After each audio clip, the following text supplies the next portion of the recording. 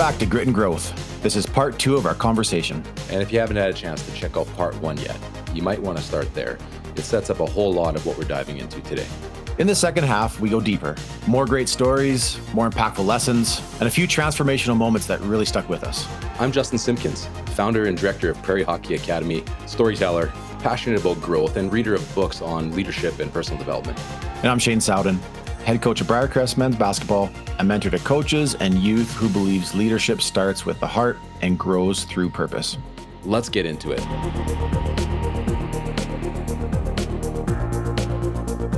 John, we need to talk about your book. Okay. Worthy Wins, picked it up last week, enjoyed it. I've listened to different podcasts on it. Your journey from Nike exec to, for me, you turned down Disney. I don't know if we need to talk about that very much, but how many people turned down Disney?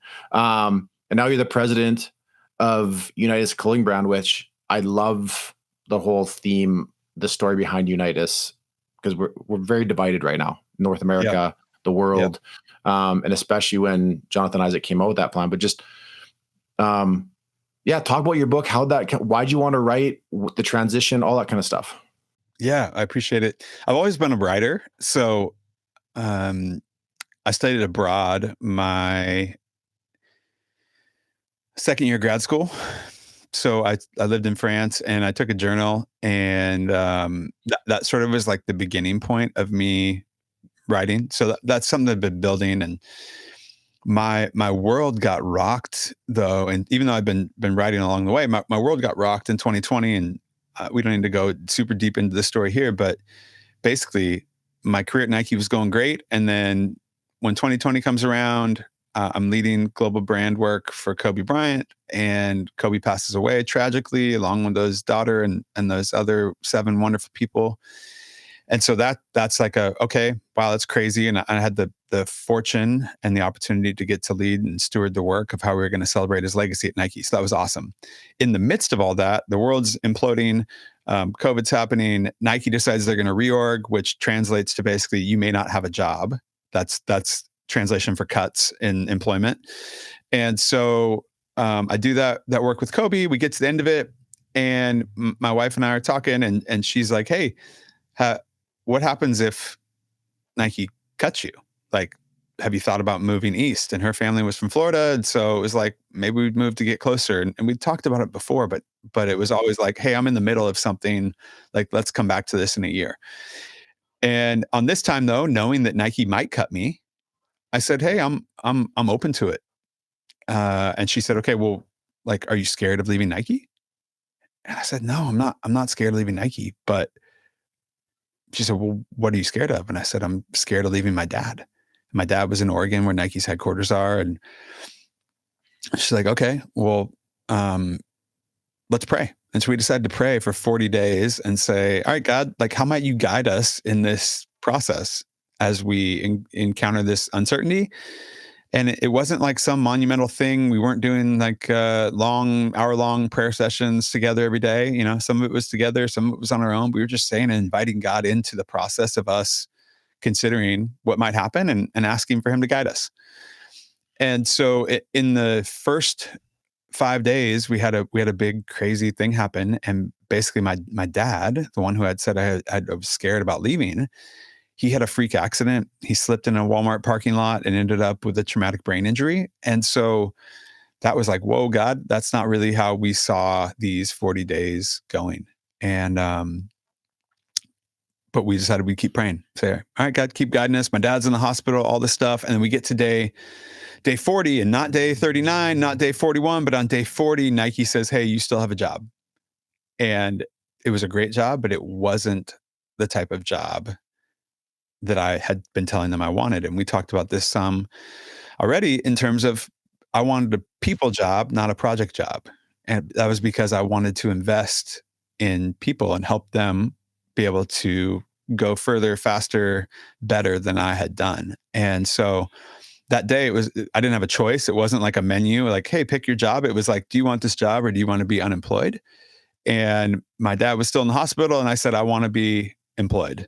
So I took the job, and it was a great job. but I knew that day that I was free in the sense of like, hey, I may not be here forever because the role that they're giving me is not the one that I most want to invest my life into. And when my wife and I talked that night, she was like, "Well, what do you feel like God said during these 40 days?"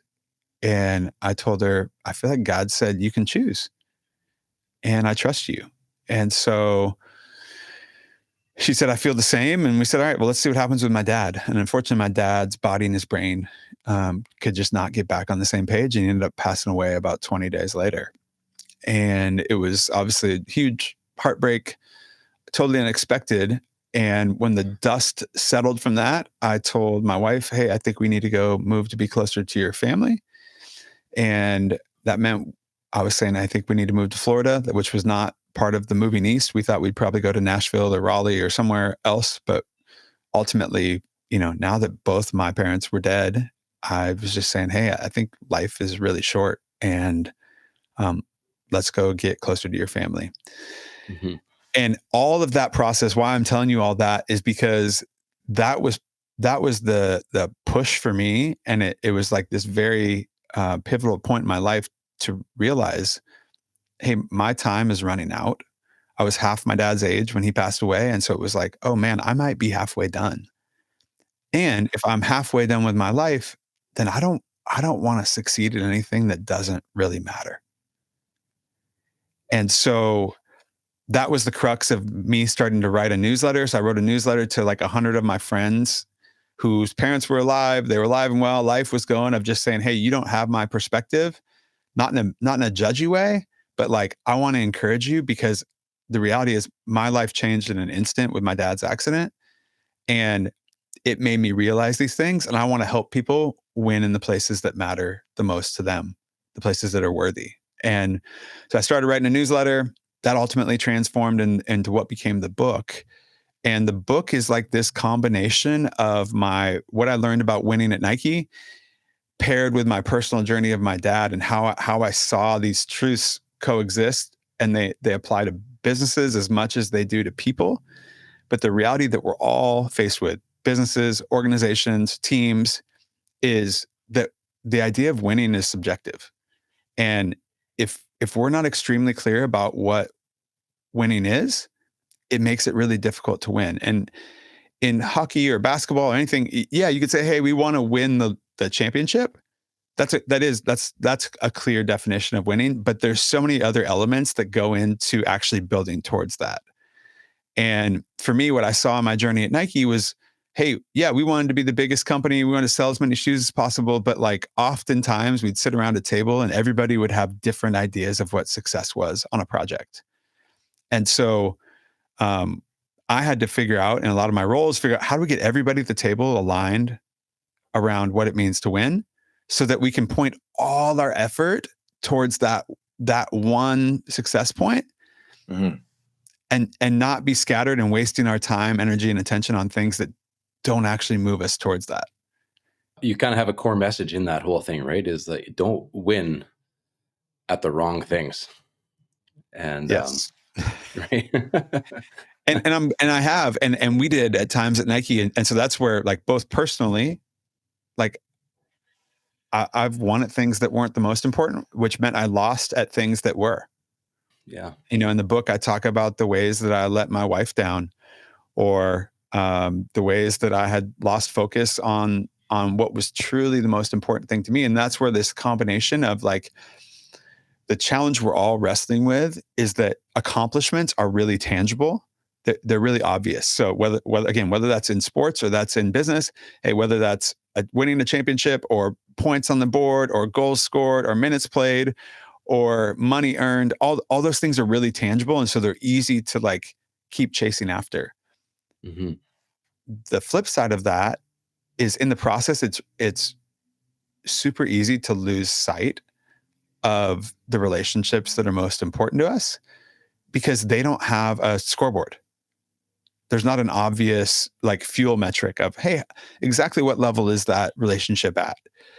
And so when I talk to people, I say, hey, how do we make sure that we don't overemphasize accomplishments and underemphasize relationships? How do we make sure that the relationships, because all the data out there, all the studies about the happiest people in life, the most fulfilled people in life, combined with biblical wisdom, all show that relationships are the things that ultimately have the most impact on our lives being fulfilling. But when they're not measured, they're not obvious, we're not paying attention, it's easy to just spend all of our time, energy, and attention on trying to achieve the next thing. And yet the next thing doesn't add the value that we think it's going to, because then we just think we want the next thing or the next dollar or the next accomplishment. Hey everyone, check out our new book, Significance Over Success, packed with real stories, reflections, and lessons on what it truly means to grow with purpose. Hey everyone, it's Shane here. If you've been listening to the show for a while, you know I'm passionate about coaching. Not just running practices or drawing up plays, but building culture, leading well, and helping athletes grow as people.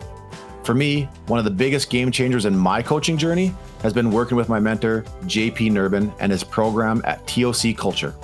Now, TOC is all about transformational coaching, giving you a clear framework, the tools you need, and the accountability to apply them with your team. And now they've launched something brand new, the Coach's Gym. It's an all-inclusive hub for transformational coaches. Inside, you'll find courses on working with sports parents, managing playing time without the drama, building the foundations of great coaching, and earning your transformational coaching and culture certification. Plus, there's an entire library of ready-to-use tools and systems to equip you to build a championship culture, and a private community of coaches who are walking the same path you are. Now, I started working with JP back in 2018, and it was a game changer for me as a coach in my program. I've gone through the certification process, I've used the tools, and it's been massive in our success the last few years of building a championship culture, both on and off the court. If you're serious about becoming the kind of coach your players remember for life, you've got to check it out. And because you're a Grit and Growth listener, you can save $50 when you sign up. Just go to tocculture.com and enter Grit Growth as the coupon code. That's all caps, one word, GRITGROWTH. You work with Nike. Yep. So from a business standpoint, like you're working with the best of the best in the world. And your mindset is shifting to this whole like, yeah, I want to succeed at something. There's something greater than getting paid really well or having the best brand in the world, but you got to rub shoulders and have relationships with people like multimillionaires, like amazing athletes. What was that like? And how did that shape your bigger purpose moving forward? Like, hey, I want to really work with people. Like I'm around all these successful people by the world's standards. But you're kind of in a place where like, okay, this is nice. This is fun to get some great experiences, but this can't be it. Like there has to be more. Well, the reality is like, it's really difficult to be a high level executive in a big company or in a sports team or a superstar athlete, because there's so many things demanding your time, energy, and attention. And what I often found was the people who were achieving so much from a accomplishment standpoint were the same people who were hurting in their life outside of work. And, whether you're super rich or you have no money, the reality is like being rich, yeah, it affords you some things, but it doesn't make you happy. It doesn't unlock it. And so that's where that like faux thing is like, oh, well, if I just make more money, then I'm going to be happier or my relationships will be better.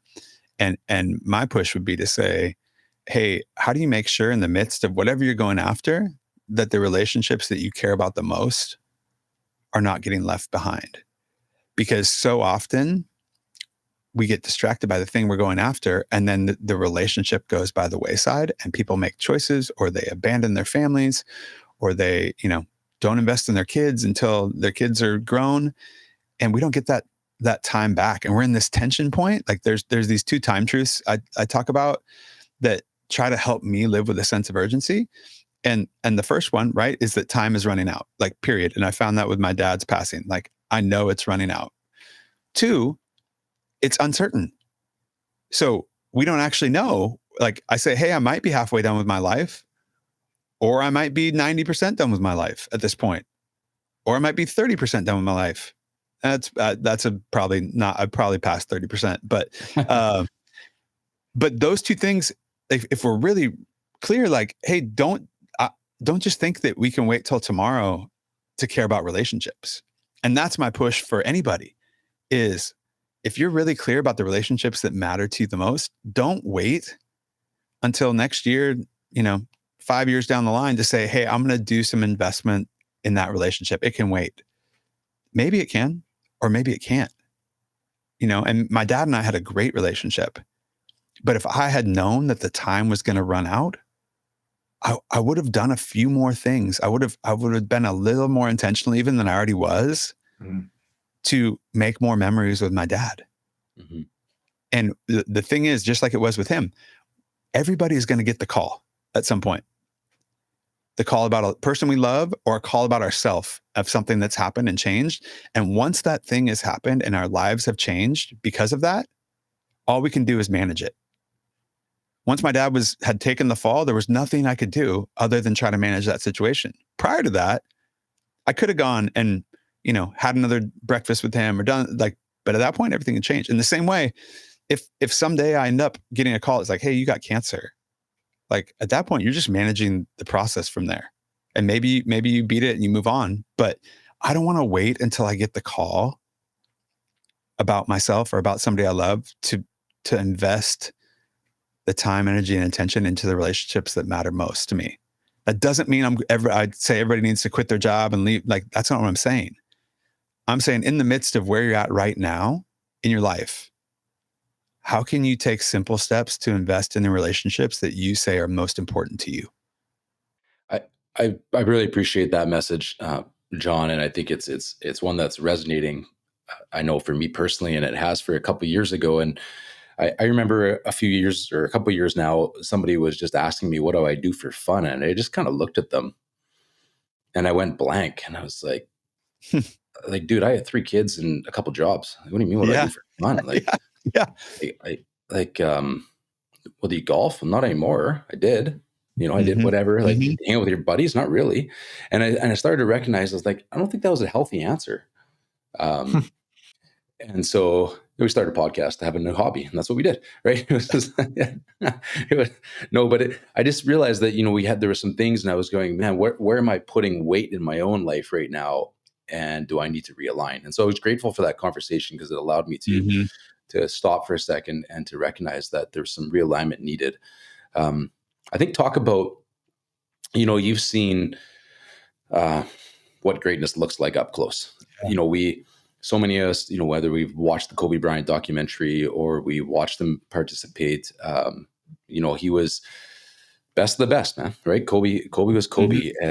And from the outside looking in, it seemed like he was a great father. I know with his daughter, he was working really hard on the female game and doing what he could. And again, he was the best of the best. And he would talk about the hustle and the work that it actually took to be there and to arrive at that level. And I guess my question is, in the middle of that, did you ever see, or what did you see, and what could you tell us about like the grace required and the intentionality required to try and, in the middle of being a professional athlete or a high level executive, how do we have grace for ourselves to still miss the odd event, but be intentional about what we're doing in our relationships still? Like, can you have both, I guess is my question, right? In some ways. Yeah.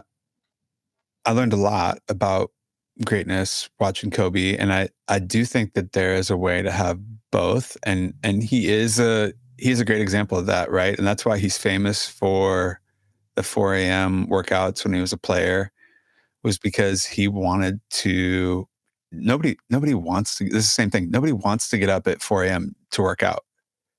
But if you want to be a great father and a present father as much as you can be, and you want to become the best basketball player you can be, you only have so many hours to do it. And the reason why he got up at 4 was so that he could do his workout and be ready to be there in the morning when his kids were home before they went to school because he was going to be gone the rest of the day. And so I think that the reality is like the professional athlete lifestyle is really taxing on relationships. It's really hard. It's one of the hardest, if not the hardest, in terms of being present with your family. Mhm. And so that's why it's so important to say, okay, well, what if you were in that position, what can I do? And Kobe was a great example of saying, this is what I can do. In his life after basketball, for instance, even the same, right? So he retires, we're doing this work together. We'd have to fly down and see him in Southern California. And, we'd make the effort to fly. And we'd show up at his office and, his president of his company would be like, hey, 2:00, Kobe's out. Like, what do you mean Kobe's out? Like, he's out. Where's he going? To the carpool line. So Right. Kobe, he didn't care that we'd flown there. He didn't care what else was happening.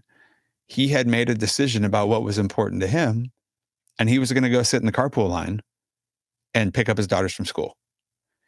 Right. And so those things, and again, okay, he had lots of money and all that, but like whether you have lots of money or not, you have to decide what are the relationships I really want to invest in. And, so I talked earlier, right? Time is running out, but I feel like time is often like said, hey, that's our most valuable resource.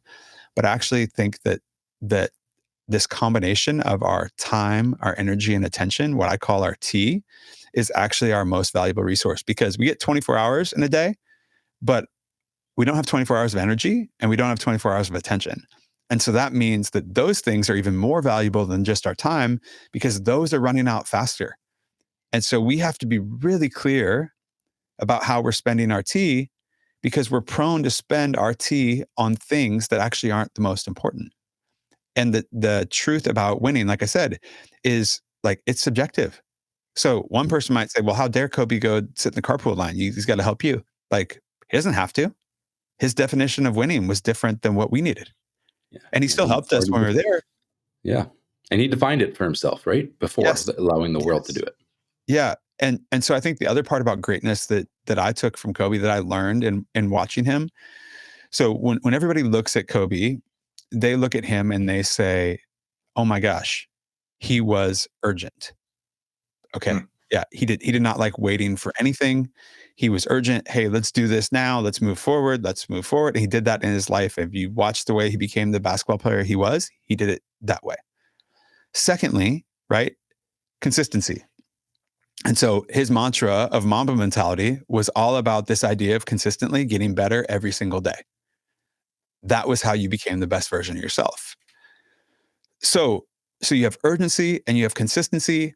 And then there's this third variable that feels very backwards, but it was the truth about Kobe's formula for greatness. And that third element was actually patience.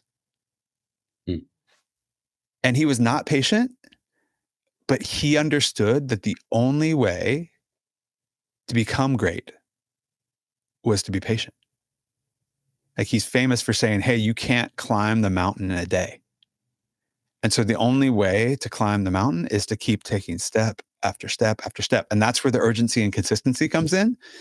And for people in today's world, whether they're an athlete, whether they're a young person climbing up, whether it's myself, the reminder that like, hey, patience is required to become the best version of yourself.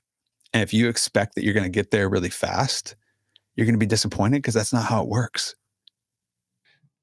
So in all this, John, and the work that you've done and the writing you've done, my question is how do you define greatness today? For me, greatness today is about winning in the places that matter most to me. And so the only way that I can be great is if I get really clear about the relationships that matter the most to me and the accomplishments that matter the most to me. And I spend my limited time, energy, and attention chasing those things day after day after day. And I'm going to get it wrong sometimes. I'm going to fail my kids. I'm going to get angry. I'm going to it's not about perfection, but it is about consistent effort towards those things that I've said are most important. And if I do that with consistency, if I pair my intention to be great in that area or with that in relationship or with that accomplishment, if I pair that with consistent action, then ultimately I'll be great. I love that. And I know in your story, right, we won't go into it today, but you're living this, and you made a decision even to not take an executive role with not Nike, sorry, but with Disney because of just the time away from your family. And so I appreciate the example that you're doing. And I know even on your website, which we'll be able to share with our listeners, there's actually some tools, some downloadable resources that people can start to, if this resonated, they can download and they can even start to journal about, what are the areas that I want to win at, and how do we label these worthy wins and set our own scorecard or scoreboard, and as opposed to allowing the world to set it. Before we let you go, you're the president currently of UNITUS. Do you want to tell us briefly about what that looks like and what you're most excited about in that new role? Yeah, I would love to. Thank you for the opportunity. So UNITUS is a Christian footwear and apparel brand. It was founded by Jonathan Isaac, who plays for the Orlando Magic. And ultimately, it's founded on the belief that we believe that a united world is better than a divided world. And we feel that Jesus is the one who unites the world. And so our aim is to help create a united world in Christ. And we do that by creating footwear and apparel and other things that remind people to stay connected to Jesus in the midst of all the things that the world has going on. Because if I stay connected to Christ and you do, then we're building a united world in Christ. And so you can check it out at weareunitus.com. We got great basketball shoes. We got some running shoes. We have new stuff coming all the time. But yeah, it's a really, really awesome and worthy opportunity for me to spend my life investing in. Thanks so much for listening to Grit and Growth. Yeah, hey, if you enjoyed that episode, it would mean a lot to us if you shared it with a friend, a teammate, a family member, or just left us a quick review wherever you listen. That's how we reach more people and keep great guests coming your way. Yeah, and if you haven't already, hit subscribe so you don't miss future episodes with incredible guests and real stories that'll change and inspire you. And until next time, stay curious, stay humble, and keep growing.